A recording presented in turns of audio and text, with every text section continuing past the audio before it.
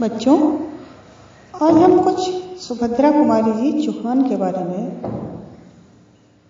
चर्चा करते हैं।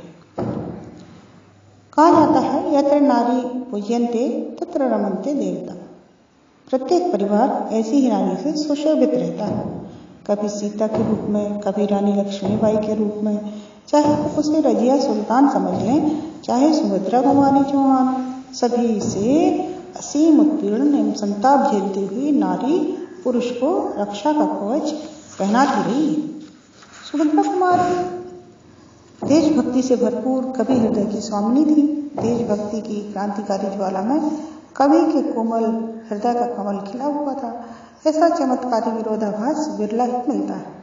सुभद्रा कुमारी चौहान का जन्म 1905 में इलाहाबाद में हुआ था। वह अपने माता पिता की 7वीं संतान थी। माता पिता काफी खुले व उदार स्वभाव के थे और तत्कालीन स्त्रियों को शिक्षा न देने के सामान्य चलन के बावजूद उन्होंने अपनी बिटिया को पढ़ने पाठशाला भेजा था। स्कूल में उनकी भेंट महादेवी वर्मा से हुई। दोनों की मित्रता जीवन भर रही, बावजूद इसके कि दोनों स्वभावों में जमीन आसमान का अंतर था। सुभद्रा जितनी चंचल और वाचाल थी, महादेवी उतनी गंभीर और मितभाषी थी। वैसे समानता थी तो इनकी कि दोनों कविताएं करती थी, यद्यपि दोनों की काव्य भूमि भिन्न थी। सुभद्रा जी को ससुराल के लोग पुराने विचारों के परंपरावादी लोग मिले थे और सुभद्रा जी का बिना घूंघट के बाहर निकलना सभी को अच्छा नहीं लगता था, परंतु उन्हें अपने पति लक्ष्मण सिंह का दृढ़ सहारा एवं समर्थन प्राप्त था।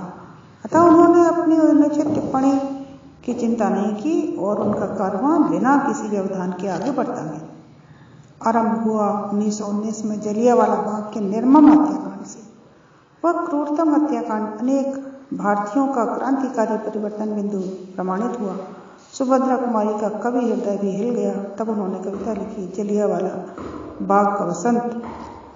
उसमें सत्ता की व्यवस्था का भरपूर व्यंग था। उस समय 1920-21 में सुभद्रा जी 9वीं कक्षा में पढ़ती थी और एक युवक लक्ष्मण सिंह चौहान से उनका विवाह हुआ था।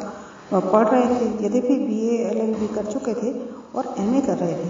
लक्ष्मण सिंह आधुनिक एवं आजाद विचारों के नवयुवक थे और स्त्री को समान स्तर पर समझते थे। सुभद्रा कुमारी उस समय 9वीं कक्षा में पढ़ती थी। लक्ष्मण सिंह चौहान ने अपनी पत्नी को पढ़ाई में प्रोत्साहित भी किया था, परंतु महात्मा गांधी के आह्वान पर दोनों पति पत्नी ने पढ़ाई की पुस्तकें एक अलमारी में बंद कर दी और असहयोग आंदोलन के कार्य क्षेत्र में पदार्पण कर दिया। पेट पालने के लिए लक्ष्मण सिंह को वकालत शुरू कर देनी पड़ी। सुभद्रा कुमारी भी अपनी रचनाओं को देश के विभिन्न पत्र पत्रिकाओं में भेजने लगी। उनसे प्राप्त पारिश्रमिक से गृहस्थी गाड़ी आगे बढ़ने लगी। उनकी रचनाएं देशभक्ति से ओतप्रोत होती थी। कानपुर में प्रताप, जबलपुर के कर्मवीर, लखनऊ की प्रेमचंद द्वारा संपादित माधुरी, इलाहाबाद की पंडित महावीर प्रसाद द्विवेदी द्वारा संपादित सरस्वती आदि में उनकी रचनाएं प्रकाशित होती थी। गाड़ी किसी न किसी तरह खींचती जा रही थी। इस तरह से उन्होंने अपना जीवन कविताओं के लेखन में देशभक्ति से ओतप्रोत अपना सारा जीवन